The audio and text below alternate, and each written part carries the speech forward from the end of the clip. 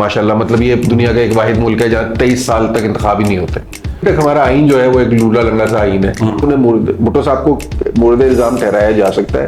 अब पंजाब में अगर आप मुकम्मल सीटें नहीं ज्यादा निकाले तो आप तो फेडरल में आ ही नहीं सकते। कभी मुझे भुट्टो साहब का कोई बयान रिकॉर्ड पे नहीं मिलता जिसमें उन्होंने कहा कि शेख मुजीब साहब को इख्तियार दे देना चाहिए। मैंडेट में देखिए, वन मैन वन वोट की बुनियाद पे मैंडेट में तो तफरीक नहीं कर सकते आप। इसका एक फौजी को आपने क्या इल्जाम देना है? उनका तो ताल्लुक ही नहीं जमहूरी प्रोसेस है, उनसे आप गैर जमहूरी तवक्कुआत ही रख सकते हैं। मैं चाह रहा हूँ ना, वो कौन कौन से बुनियादी फैक्टर्स हैं जो पीपल्स पार्टी के क्रेडिट पे या भुट्टो साहब के क्रेडिट पे बहुत शुरू में आ जाते हैं। वो भुट्टो साहब से शायद मेरे ख्याल में ये गलती होगी, चूंकि कहा जा रहा था कि उनकी मकबूलियत बहुत ज्यादा थी और उन्होंने कोई 7 माह पहले जो है इलेक्शन कराने का वो कर लिया। तो कैसीनोज बंद हुए, बार्स बंद हुए, क्लब्स बंद हुए, जुमे की छुट्टी हो गई, बहुत कॉस्मेटिक सी चेंजेस, लेकिन उन्होंने मुल्क का एक कंजर्वेटिव तशख़्ख़ुस जो है वो बनाना शुरू कर दिया। जो कि ये भुट्टो साहब ने जो ये सारे काम किए, ये मजहबी वोटर को अपनी तरफ खींचने के लिए किए।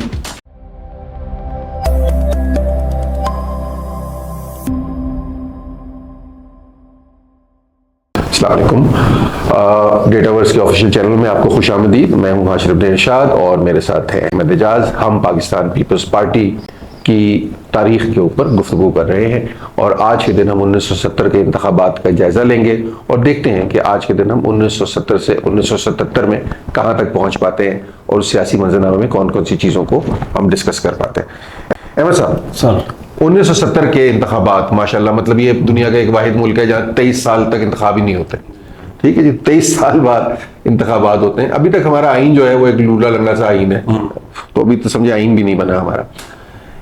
इन इंतखाबात में अगरचे ये मुल्क गिर इंतखाबात है और इंतखाबात का जो आपका बर्ड्स आई व्यू लें तो ये एक मुल्क के इंतखाबात हो रहे हैं, लेकिन एक खित्ता ऐसा है जहां दूसरे खित्ते की किसी सियासी जमात ने उम्मीदवार तक खड़ा नहीं किया और इधर भी उन्होंने बराए नाम अलामती तौर पर कोई 6-7 उम्मीदवार शायद अवामी लीग ने इधर खड़े कर दिए थे। हम तो उधर गए ही नहीं सके सकते।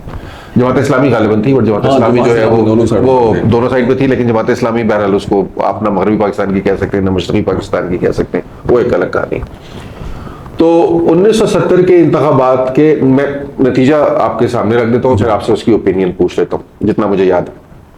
नतीजा ये निकलता है, अवामी लीग तो उधर एक लैंडस्लाइड ले जाती है। पीपल्स पार्टी की लैंडस्लाइड तो हम नहीं कह सकते, बट एक सिग्निफिकेंट मेजोरिटी जो है 80-81 सीटें 138 में से इनको मिल जाती हैं। ठीक, असूली तौर पर अगर हम जमहूरी असूलों का पालन करने वाले लोग हैं और हम पाकिस्तान को पाकिस्तान ही समझ रहे हैं, तो इसमें तो कोई दो राय किसी की हो नहीं सकती कि अवामी लीग को इख्तियार मिलना चाहिए था। वो जो आइन बनाना चाहते हैं, जो उनके नुकात हैं, जिस तरह फ्रेमवर्क करना चाहते हैं, जाहिर है अवाम की अक्सरियत उनके पास है तो वो करें। लेकिन भुट्टो साहब, याहिया साहब पहले नंबर 1, और किसी हद तक भुट्टो साहब, क्या उन्हें भुट्टो साहब को मुर्दे इल्जाम ठहराया जा सकता है कि वो भी इस प्रोसेस की कोई हिमायत में नहीं थे? क्या ये भुट्टो साहब का गैर जमहूरी रवैया नहीं कहलाएगा कि उन्होंने बुनियादी तौर पर कोशिश ये की, जाहिर है गवर्नमेंट करती है, लेकिन उसका नतीजा क्या निकला? देखिए, ये साहब भी कहते हैं कि जी अगर ये 6 नुकात के तहत आइन बना तो पाकिस्तान फेडरेशन टूट जाएगी। आपने 6 नुकात के तहत आइन नहीं बनाया तो भी फेडरेशन टूट गई और ज्यादा जल्दी टूट गई, बिल्कुल खत्म हो गई कहानी। तो इससे भुट्टो साहब की खामख्याली कहना चाहिए या भुट्टो साहब की सियासी विजन कहना चाहिए कि उन्हें अंदाजा हो गया था कि अब कुछ नहीं होना, इधर अपनी पार्टी बनाते हैं, अपनी हुकूमत बनाते हैं और यहाँ चलते हैं।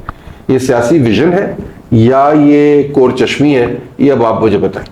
देखिए सर, मेरा ज़ाती तौर पर ख्याल ये है कि हम जो है ना इस बहस से हमें निकलना चाहिए कि कौन किस पर इल्ज़ाम ठहराया जा सकता है। और चूँकि हमारे यहाँ यही बहसें ज़्यादा होती हैं कि एस्टेब्लिशमेंट इसकी ज़्यादा वो थी, भुट्टो साहब जिम्मेदार हैं या शेख मुजीब साहब जिम्मेदार थे। तो ये देखेंगे जो इलेक्शन हो रहा है, जो उम्मीदवार खड़े किए जा रहे हैं, अब उम्मीदवारों के हम खड़े होने के जो उन्होंने अपने अपनी जगहों पे वो किया सियासी जमातों ने, अगर हम उसको देखें ना, मेयार बनाएं, तो मेरे ख्याल में ये एक लकीर वाज़ेह हो चुकी थी कि आपके लिए अलग कौन सा खिता है। लेकिन आप कह तो पाकिस्तान ही रहे हैं। कह तो हम पाकिस्तान रहे हैं ना, लेकिन आप ये देखें ना कि अवामी मकबूलियत कहाँ, यानी कि अवाम की अक्सरियत कहाँ है आपके लिए। ठीक है, मसलन जुल्फ़िकार अली भुट्टो साहब के लिए उधर उसमें बांग्लादेश में कोई कबूलियत थी, लोगों में नहीं थी कि जिसकी वजह से शेख मुजीब के लिए यहाँ नहीं, शेख मुजीब के लिए ऐसा वैसे नहीं थी, यहाँ पर नहीं थी। अच्छा, आप ये नहीं, मेरा सवाल तो बहुत सादा है, मैं दोबारा रिपीट करता हूं। देखिए अब दोनों के लिए नहीं है ना।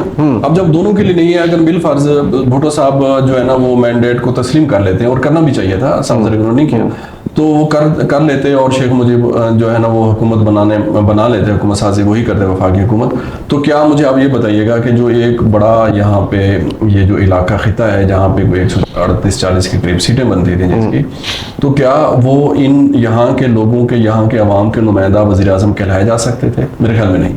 तो नहीं सर, वो तो फिर आप नहीं सर, अगर ये बात हम मान लें तो पीपल्स पार्टी को 6 सीटें मिलती हैं यहाँ से, ठीक है ना, तो वो फिर सिंध की नुमाइंदा जमाती कहना चाहिए उसे, पंजाब की नुमाइंदा जमात नहीं कह सकते, उसको फेडरल में इख्तियार में आने का कोई हक नहीं है अगर वो पंजाब में से 6 सीटें निकालती है तो।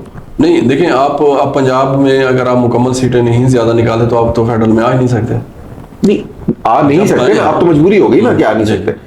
लेकिन अगर कोई सिंध में, जिस तरह मुस्लिम लीग नून सिंध में कोई जमात नहीं निकालती, तो क्या उसको फेडरल में हुकूमत बना के सिंध के ऊपर नहीं, उस वक्त आप ये फेडरल कि आप कितना, आपका जो है ना वो कितनी बड़ी आपकी आबादी और कितना बड़ा मुल्क था आपका ना, देखिए कितना फैला हुआ दूर। मैं तो उससे बिल्कुल इत्तेफाक करता हूँ उस कहानी से कि ये मुल्क इस तरह बनना ही नहीं चाहिए, भी नहीं था। अच्छा, अगर बिल फर्ज मान लेते ना, तस्लीम कर लेते तो इसमें ज्यादा नहीं चलना था, वही मसाइल। फिर तो मैं वही पूछ रहा हूँ ना, क्या ये भुट्टो साहब एंटिसिपेट कर रहे थे? ये बेहतर हो गया था, और दोनों साइडों पर जो था ना, ये इस तरफ भुट्टो साहब का ज्यादा अच्छा मुझे लगता है कि उनका विजन ठीक था कि भाई जो है ना हम ये पाकिस्तान अलग, वो पाकिस्तान, वो मैं ये इल्जाम कतई तौर पे नहीं लगता। नहीं, ये इल्जाम की बात नहीं, मैं तो सियासी विजन की बात कर रहा हूँ। मतलब इसमें क्या बुराई है इस सियासी विजन में कि अगर अवामी लीग को इख्तियार दे दिया जाता है असूल के तहत, ठीक है, नहीं दिया इन्होंने बिल्कुल, तो असूल के तहत अगर, और उसमें भुट्टो साहब ने कभी, मुझे भुट्टो साहब का कोई बयान रिकॉर्ड पे नहीं मिलता जिसमें उन्होंने कहा कि शेख मुजीब साहब को इख्तियार दे देना चाहिए।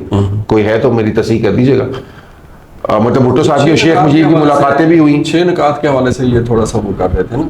हाँ, ये उन्होंने इनको आड़, उसके तहत आपने आईन बनाना है या उन्होंने आड़ बनाई हुई थी ना कि आप इस पर वो करें, तो उस पर भी 4 पर ये मुतफिक हो रहे थे और 2 में इशू आ रहा था, तो उसी आड़ में इनकी मुलाकात, उसी को आड़ बना रहे थे, उस सिलसिले में मुलाकातें भी हुई। तो मुलाकातों के बाद जैसे ही वो कहते हैं, उन मुलाकातों के बारे में भी कहा जाता है कि ये फैसले उन मुलाकातों में हो गए थे कि हम इधर तुम उधर करो, वो इस तरह के फैसले भी हो चुके थे। फिर कराची में आके जुल्फ़िकार अली भुट्टो साहब ने एक बयान भी इस तरीके से दिया, फिर उसके बाद वहाँ पे जो है ना आर्मी फौजी ऑपरेशन भी शुरू हो गया। तो वो सारी चीज़ें यही चल रही थी ना कि इस तरीके से ये मैंडेट जो है वो एक दूसरे से नहीं होगा। तो फिर तो ये चीज़ें तो बड़ी बात, तो ये पहली दफा है जब मैंडेट चोरी होने की इस्तेलाह इस्तेमाल होनी चाहिए। हाँ साहब तो अब नारे लगा रहे हैं ना, मैंडेट तो उस वक्त भी चोरी हुआ तो होता है ना। बस वो देखे ना कि भाई मैंडेट में देखिए, 1 मैन 1 वोट की बुनियाद पे मैंडेट में तो तफरीक नहीं कर सकते आप। ये कर सकते हैं कि किसका वोट है और अब मुझे मिला है, किसका वोट, यानी आपने फैसला कर लिया कि अगर ये वोट मुझे इस बंदे का मिला है तो ये फर्क है, और इस बंदे का मिला है तो ये कहानी फर्क है। लेकिन ये तो वाजे हो गया था ना कि पंजाब और सिंध से इधर से मिल रहा है और उधर से उनको मिल रहा है, ये तो बिल्कुल चीजें वाजे हो गई। हाँ, लेकिन देखिए ना, पीपल्स पार्टी को बलोचिस्तान से नशिस्त मिली थी, होगा, लेकिन केपी से मेरा ख्याल है, लेकिन अब सिंध से और पंजाब से ही मिला था ना सर। पंजाब से उन्होंने ज्यादा सीट, तो उस तरह तो नुमाइंदगी बलोचिस्तान और केपी की भी नहीं हुई ना। मतलब पीपल्स पार्टी को अगर इख्तियार मिलता है तो एक तरह से उधर की जमातों की, खैर ये एक अलग डिबेट है। एक चीज और है कि this water under the bridge, उसको हम जितना मर्जी डिस्कस करें, उससे निकलना तो कुछ नहीं है। गलतियां हैं सारी उसमें। हो सकता है मुजीब साहब की हरदर्मी भी थोड़ी सी हो, अगर हरदर्मी का लफ्ज़ इस्तेमाल करना चाहे। भुट्टो साहब की जिद भी अपनी जगह हो सकती है, और याहिया साहब को तो मैं इल्जाम देता नहीं, बिकॉज एक फौजी को आपने क्या इल्जाम देना है, उनका तो ताल्लुक ही नहीं जमहूरी प्रोसेस है, उनसे आप गैर जमहूरी तवक्कुआत ही रख सकते हैं, वो अपनी जगह है। इलेक्शन हो जाता है, आप फेडरल गवर्नमेंट नहीं बन पाती, एंड टिल सच टाइम के साल के अंदर जो है वो हमें हथियार डालने पड़ते हैं जनरल अरोड़ा के सामने। सबूत ढाका हो गया। इस खित्ते में गम गुस्सा बहुत ज्यादा है, तकलीफ भी है, जाहिर है आम शख्स के लिए तो बहुत बड़ी तकलीफ है। इसमें भुट्टो साहब किस बुनियाद पे एक मुत्तफ़िक़ा लीडर बनकर सामने आते हैं, बजाय इसके कि जो आज हम बातें कर रहे हैं ये ब्लेम उनके सर पर जाता है। What is done that has captured the imagination of West Pakistani voters? कि वो सारे उनके साथ खड़े हुए, उनको हिमायत दी। मजहबी जमातें थी उनके खिलाफ, बट उनकी कोई दाल गली नहीं। देखिए, अगर हम यहाँ पे देखें ना तो साउथ अफ्रीका के सबसे बड़े जो लीडर थे वो भुट्टो साहब सामने आ रहे थे ना। उन्होंने सीटें भी उन्होंने ज़्यादा ली थी पीपल्स पार्टी में, तो साउथ अफ्रीका पीपल्स पार्टी के पास मैंडेट ज़्यादा था। हुकूमत साजी के लिए भी जब ये दोनों मुल्क मुत्तहिद पाकिस्तान ना रह सका, तो फिर साफ ज़रा कि भुट्टो साहब के पास ही था इक़्तिदार कि वो हुकूमत साजी करें। अब उन्होंने फिर की और उसी मैंडेट के ऊपर की हुकूमत की। अच्छा, अब हुकूमत जब बन जाती है ना, तो अगर हम आगे देखें तो हमें भुट्टो साहब के रवैये में जिस तरीके से मैं तब्दीली नहीं कहूँगा, लेकिन जो रवैया उन्होंने अपनाया तो उससे वो एक बड़े लीडर के तौर पर भी सामने आए और उन्होंने फिर पाकिस्तान को जो जी, मैं वही जानना चाह रहा हूँ ना, वो कौन कौन से बुनियादी फैक्टर्स हैं जो पीपल्स पार्टी के क्रेडिट पे या भुट्टो साहब के क्रेडिट पे बहुत शुरू में आ जाते हैं, 70 से 73 तक, 73 के आइन से पहले। 73 के आइन को देखें ना, एक तो ये है ना कि सबसे बड़ी बात। हाँ। दूसरा बात यह है कि जब पाकिस्तान एक बिल्कुल एक ऐसी सूरत हाल से गुजर रहा है जब अब इसके दो हिस्से हो चुके हैं और एक जज्बातियत है लोगों के अंदर दुख भी है, दर्द भी है, गम और गुस्सा भी है, तो इन लोगों को संभालना, सारी चीज़ों को वो करना, फिर कैदियों के जो वापस लाना, वो सारी चीज़ें, ये एक साफ ज़रिए के एक बड़ी सतह पे, सफारती सतह पे ये सारा सब कुछ हो रहा था, डायलॉग के जरिए सारी चीज़ें हो रही थी। फिर यहाँ लोगों को चीज़ों को मुत्तहिद रखना, फिर जिस तरीके से यहाँ पर तफरीक पाई जा रही थी, भुट्टो साहब और दीगर जो यहाँ की जो उनकी अपोजिशन की जमातें थी, तो वो भी खासी बड़ी थी ना कि कुफ्र इस्लाम की एक तरह से वो सियासत यहाँ पे चल रही थी, उन लोगों को भी अपने साथ मिलाना, उनको भी खड़ा किया रखना। तो इन आपका ख्याल है 73 की आइन में भुट्टो साहब ने कुछ ज्यादा कंसेशंस नहीं दी मजहबी जमातों को? हाँ, दी हैं, देखें जिसकी जरूरत नहीं थी, बिल्कुल नहीं थी, और यही वजह थी कि जो मजहबी जमातें बड़ा खौफ रखती थी भुट्टो साहब से, जब ये सारी चीज़ें होगी और उनको एक खास नुमाइंदगी मिल गई 73 के एंड में, तो वो फिर बड़ी खुश थी और खुश थी, उन्हें समझ नहीं आई कि अब भुट्टो साहब को हटाएं कैसे। हाँ, हटाएं कैसे, बिल्कुल ऐसे ही। तो वो फिर इस तरीके से 73 का आयन है, फिर इदारे बन रहे हैं। आपको पता है कि 73 से पहले तो कुछ भी नहीं था, यानी कि 70 से पहले इलेक्शन नहीं हो रहे और चीज़ें ऐसी चल रही हैं और एक हंगामी अबूरी सा दौर है जिसमें सारा मुल्क ये चल रहा है, तो उसमें आगे फिर चीज़ों को बेहतर किया जा रहा है, मुख्तलिफ इदारों का क्याम है। आप देख लेना कितने नए इदारे बन रहे हैं। हाँ, लेकिन एक सिस्टम, यानी कि एक सिस्टम पहली दफ़ा आगे बन रहा है यहाँ, ठीक है, में आके, लेकिन ये सिस्टम 6 साल निकाल सकता, नहीं निकाल सकता, 5 साल निकाल सकता, 6 साल तो मैं ज्यादा कह रहा हूँ, मतलब हुकूमत बनने से लेके और वहां तक तो ये 5 साल भी नहीं निकाल सकता सिस्टम।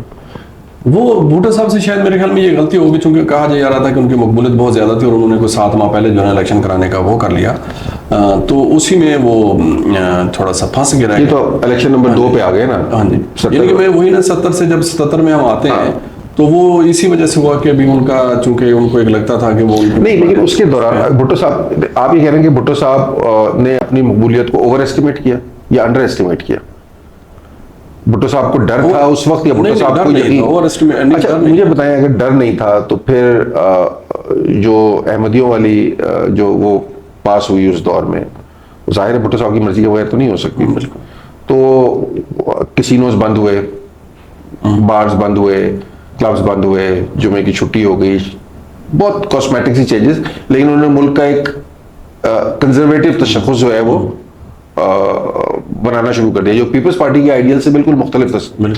ये जो कंसेशन भुट्टो साहब एक के बाद एक दिए जा रहे हैं, और उसके बाद जाहिर है जो फिर वो इधर हम FSF वाली बातें शुरू हो जाती हैं, आपने लोगों को उठाना मारना ये भी शुरू कर दिया।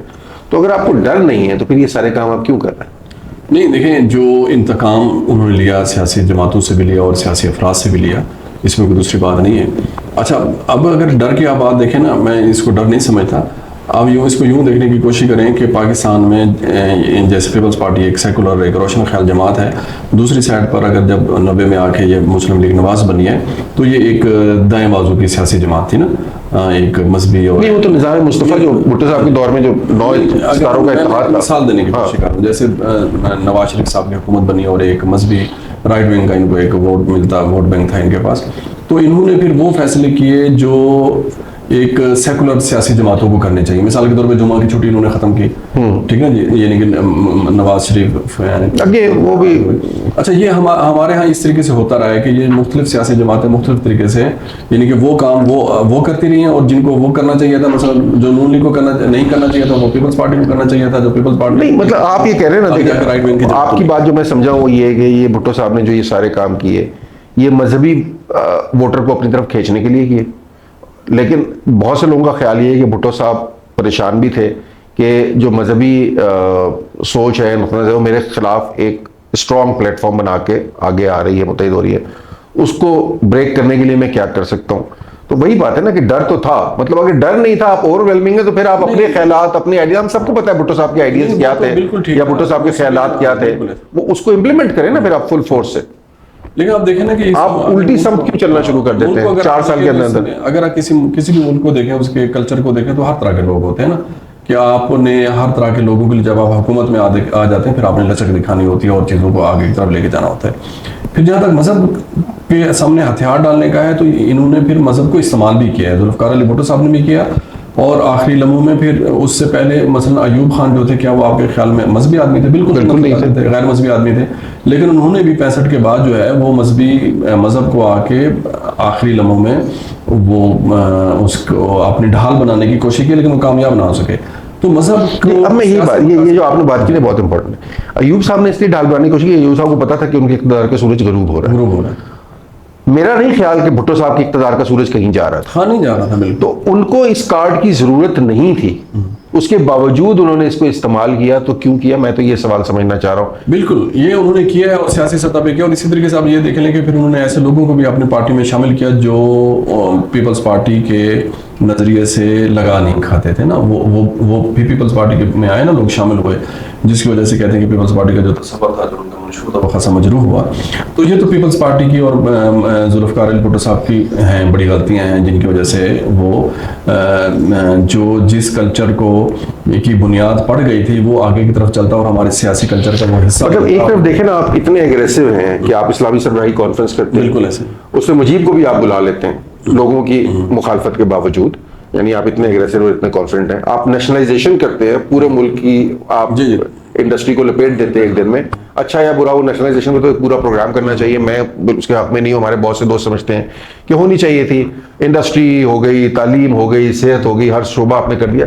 आपने हैवी मैकेनिकल कॉम्प्लेक्स उस दौर में बनता है आपका, आपके बहुत सारे फॉरेन मुआहदे आपके उस दौर में होना शुरू होते हैं। स्पार्को का प्रोग्राम शुरू होता है, अब्दुल सलाम साहब को वो बागडोर दी जाती है। खैर उसके बाद वो करारदाद पास हुई, तो उसके बाद उन बेचारों के लिए कोई जमीन तंग हो गई।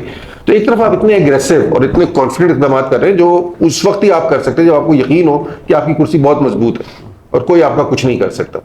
और दूसरी तरफ आप इतनी कंसेशंस देने को तैयार हो जाते हैं कि आप अपने ही इफ्तिताह किए हुए, चूंकि खौफ नहीं था और ना ही कोई इस तरह का कोई जो है ना उनके सामने कोई काट हो रहा था सियासी जमातों का, मजहबी सियासी जमात। अच्छा, अगर खौफ नहीं था, मुझे डेविल्स एडवोकेट बनने दीजिए, मैं सिर्फ एक लोगों की जो परसेप्शन है उसके ऊपर कर रहा हूँ। हो सकता है मैं बिल्कुल आपके मौक़िफ़ से इत्तेफाक करता हूँ, लेकिन ये बातें चूंकि की जाती हैं तो ये मैं सामने रख रहा हूँ और आपकी ओपिनियन उस पर जानना चाह रहा हूँ। जो 1977 में जो इंतखाबात होते हैं, उसमें फिर पहली दफा जुर्लो फिरने और धांधली होने और लोगों को उठाए जाने और बिला मुकाबला जितवाने वाली कहानियां, ये क्यों किया जा रहा है? अगर आपको पता है कि आपने जीत जाना है, तो फिर आपको ये हरकतें करने की क्या जरूरत है? बिला मुकाबला जीत के आपने कौन सा कारनामा कर लेना जो किसी को 6 वोट मिल जाएंगे तो कोई फर्क पड़ जाएगा आपको? नहीं, ये तो बिल्कुल देखें, ये तो हमारे इसी वजह से फिर आगे इलेक्शन नहीं हो सका, वो चल सका ना, सिस्टम नहीं चल सका और वो लपेट दी गई सारी सूरत हाल। ये तो बड़ी गलती है, मैं आपको गुजारिश कर रहा हूँ ना। लेकिन जिससे इसमें कोई दूसरी राय नहीं है कि उन्होंने मजहब कार्ड को मजहब को आड़ बनाया, इस्तेमाल किया और फिर लेकिन मैं इसमें ये कहता हूँ कि मेरे ख्याल में खौफ नहीं था, एक हिकमत अमली हो सकती है, सियासी हिकमत अमली, और इस तरीके से वो आगे चीज़ों को आगे लेकर तरफ जा रहे थे। क्योंकि जब उन्होंने इलेक्शन का ऐलान किया ना, तो ऐलान करने के बाद जब ये मजहबी सियासी जमातें या दीगर जो ग्रुप बना, एक उनके खिलाफ जो अलायंस जो बना, तो उसमें उस वक्त सामने आती है, भुट्टो साहब को तशवीश हुई कि यार ये अचानक मेरे खिलाफ जो है ना एक इत्तेहाद बन गया। उससे पहले मेरे ख्याल में और वो बाद में तहरीक निज़ाम मुस्तफ़ा में बदल जाता है, उससे पहले ऐसा नहीं था। ओके, तो वो लेकिन चूंकि एक तरह से सियासी हिकमत अमली है, वो चीज़ों की तरीके से ये जो लोगों को जो एक खौफ और डर की फजा बहुत से हल्कों में पैदा की गई, लोगों को उठाया गया, ये तो हमें पता है ना, मतलब ये भी आपकी तारीख में। तो ये भी सियासी हिकमत अमली थी, या ये आपको ख्याल है कि भुट्टो साहब से ज्यादा शाह के वफादारों ने की हरकतें? नहीं, वो सियासी एक आपका, जब आप इतने मकबूल होते हैं, चीज़ें होते हैं, बहुत सारी चीज़ें फिर आपके हाथ से निकल जाती हैं, उसका भी एक शाखसाना हो सकता है कि आप अपने आप को बहुत मकबूल समझ रहे हैं। ये हमेशा लोगों ने किया। इमरान खान साहब ने अपने आप को मकबूल समझा तो वो भी सामने डट गए। मियां नवाज शरीफ साहब ने अपने आप को मकबूल समझा तो वो भी अपनी शख्सियत से बाहर निकल गए। तो इसकी एक शाखसाना ये भी हो सकता है। लेकिन मजमूई तौर पर ये बड़ी गलतियां थी जो अगर भुट्टो साहब से सरदाद ना होती तो मेरे ख्याल में पाकिस्तान का सियासी निज़ाम थोड़ा सा मुख्तलिफ शक्ल आपने बना चुका। तो मेरे ख्याल है यहाँ पे हम रैप करते हैं। 1970 से 1977 तक के दौर में कुछ बातें हमने की हैं। मेरा ख्याल है कुछ एक दो चीज़ें और हैं जिसपे हम बात करना चाहेंगे। अगली वीडियो में हम उन मौजूआत पे ही बात करेंगे और फिर पीपल्स पार्टी ने ज़िया साहब का एक सख्त तरीन मार्शल जो है वो किस तरह सरवाइव किया, वो अपनी जगह एक दास्तान है। तो थोड़ी सी गुफ्तगू उसके ऊपर भी। तब तक के लिए इजाज़त दीजिए। Thank you so very much. अल्लाह हाफ़िज़।